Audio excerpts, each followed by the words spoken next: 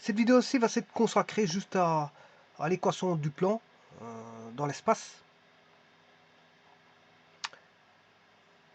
Alors pour ça, je vais partir bien sûr de l'équation de la droite. L'équation de la droite se fait au niveau vectoriel. AX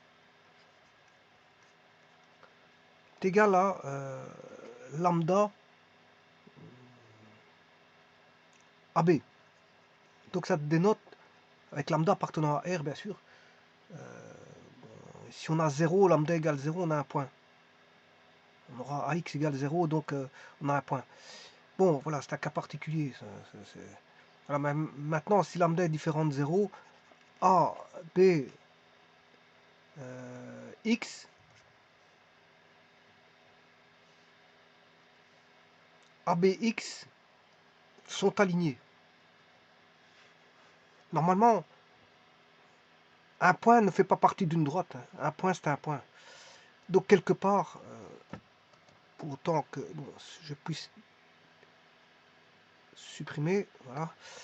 Tout d'un coup, il ne voulait plus supprimer. Voilà. Donc, lambda, ici, il appartient à R sauf 0. Parce qu'un point, quelque part, si vous trouvez une équation d'un point, d'une droite, qui se réduit à un point, ben, c'est pas l'équation d'une droite. Hein. Donc, un point n'est pas une droite. Un point, c'est un point.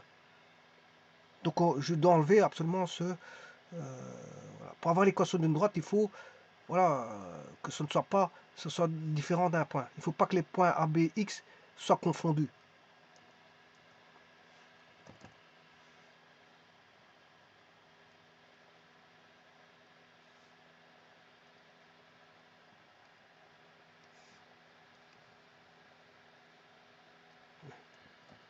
Bon, j'ai un petit problème ici.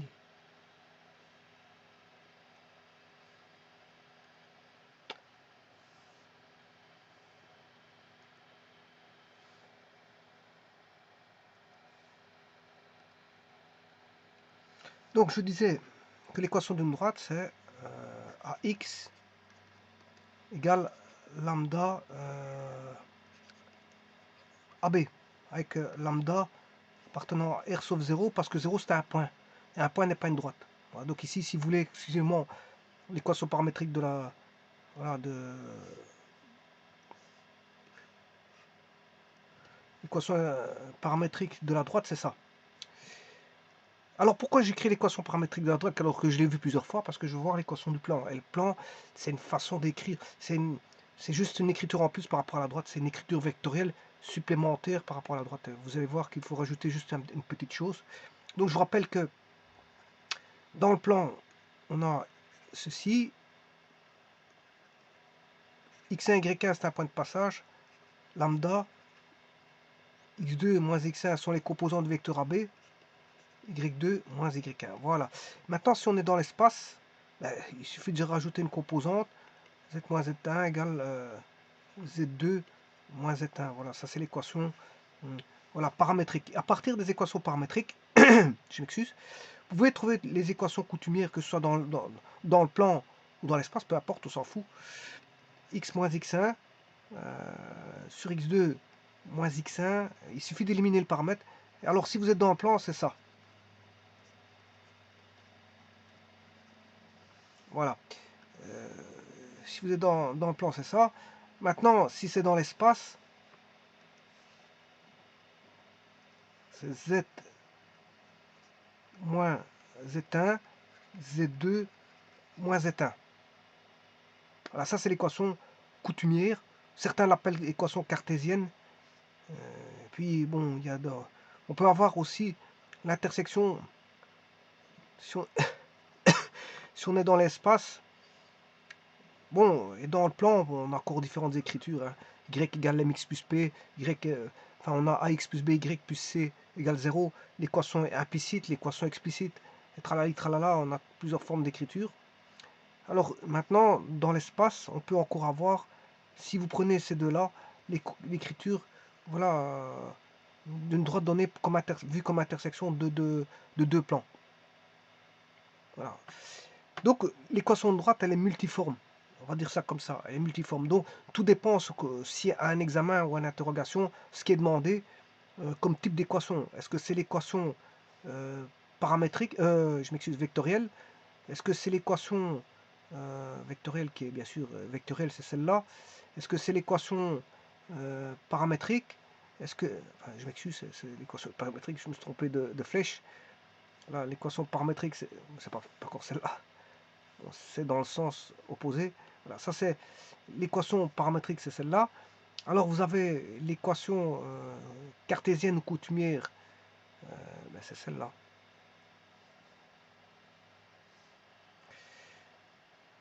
Voilà, vous avez des équations multiformes. Alors maintenant, l'équation du plan.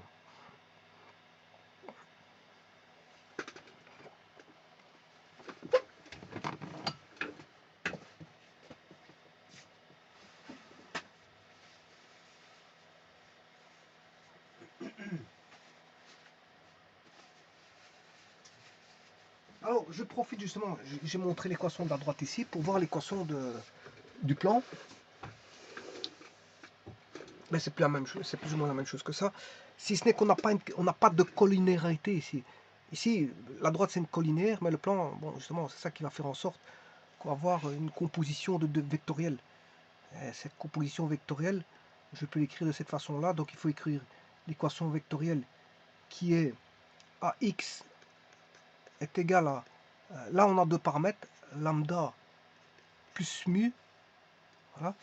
Alors on a lambda fois un vecteur u et un vecteur v. Alors ici, bon, vous aurez compris que bon, il n'y a pas 56 000 façons d'écrire le vecteur. Hein. Les points sont alignés. On a A. Alors x c'est un point quelconque de la droite, hein, la droite ici. Qu'on soit dans le plan ou dans l'espace, peu importe. Le point B, par exemple, est ici. Voilà, on a le vecteur AB ici. Ça, c'est le vecteur AB. Et le X, bah, c'est un point quelconque de la droite. Il peut être aussi bien par là, par là, par là, par là. Il peut être ici, voilà, il peut être sur A. Mais alors à ce moment-là, c'est un point. Voilà, il peut être ici, etc., etc.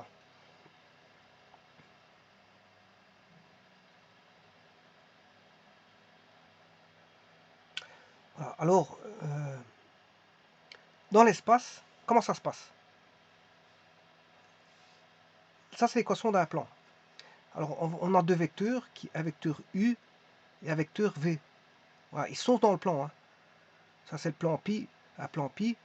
U appartient au plan pi, V appartient au plan pi.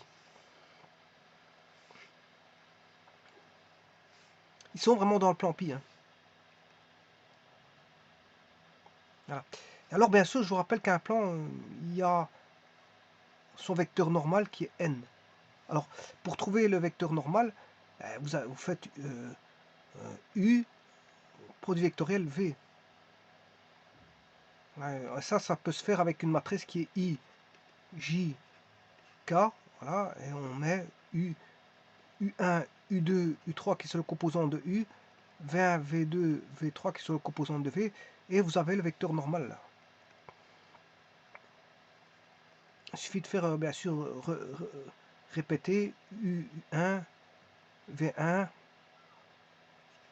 J, U2, c'est la méthode Parsarus, hein, calcul du déterminant par la méthode Parsarus. Vous faites U2, alors la normale, ce sera U2 fois V3, I, plus U3V1, J, plus U1V2, K, moins V1U2, K,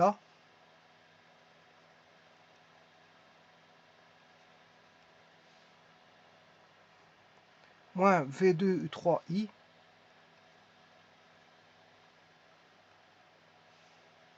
moins V3U1J.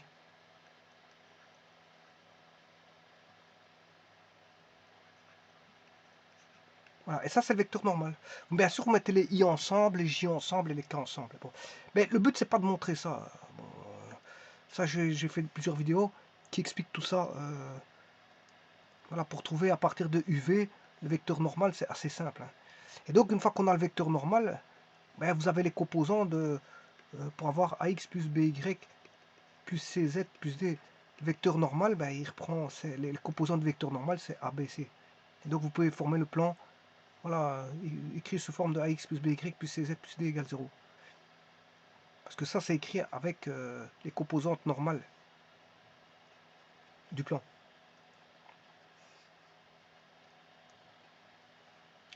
Alors,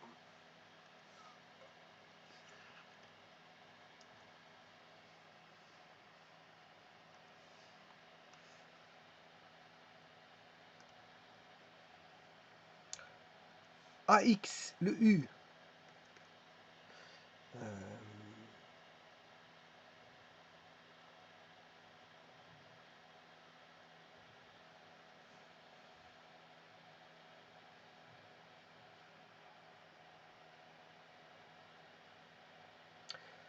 donc on aura ici X moins X1, Y moins Y1, Z moins Z1 est égal à lambda 1, lambda 2, lambda 3, ce sont les composants du vecteur, hein. Plus, mu, mu, mu, V1, V2, V3. Donc si vous connaissez les deux vecteurs UV, ben voilà l'équation X, X1, Y1, Z1 est un point de passage du plan, il faut bien un point de passage. C'est la coordonnée d'un point du plan. Prenez la point de passage, n'importe lequel. Bon, il y a une autre manière d'écrire le plan, l'équation du plan, par rapport à ça. C'est d'écrire, c'est l'ensemble, parce que ça veut dire c'est l'ensemble des points M tel que OM est égal à alpha PQ plus bêta PR plus OP. Et donc là, je peux écrire que OM, c'est X, Y, Z. C'est la même chose, hein. C'est juste présenté différemment. Là, on a alpha. Alors, PQ, c'est Q1, les composantes Q1 moins P1 du vecteur, Q2 moins P2, Q3 moins P3, plus bêta, bêta, bêta, R1 moins P1, R2 moins P2, R3 moins P3,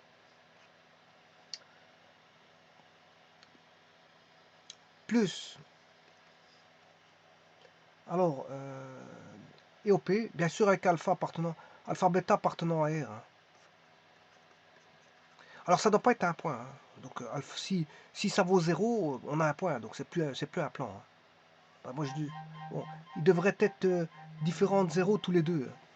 Parce que sinon vous avez un point n'est pas un plan. Je m'excuse, j'arrive.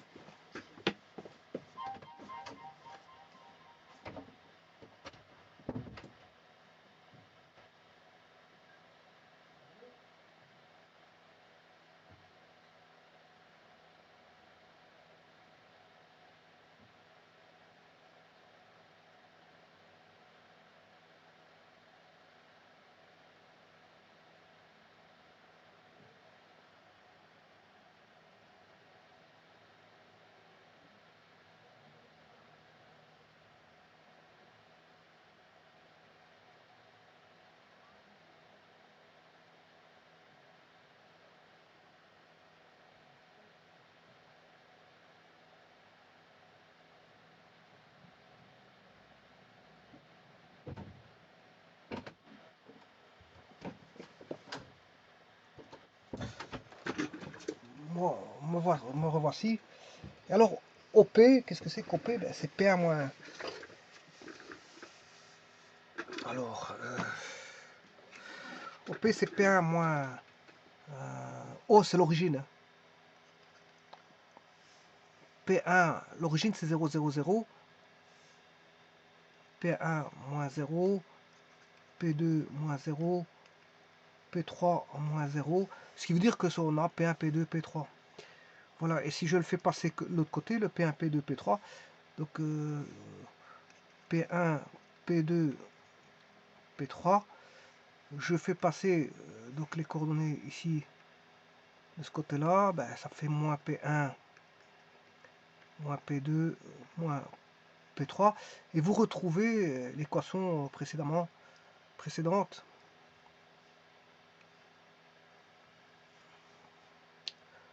Que voici. Vous retrouvez celle-là. P1, P2, P3, c'est X1, X1, Y1, Z1. Voilà, U1, U2, U3, V1, V2, V3. Mais c'est les différentes, voilà, c'est les composantes ici, Q1 moins P1, Q2 moins P2, Q3 moins P3, et bien sûr pour bêta, c'est R1 moins P1, R2 moins P2, R3 moins P3.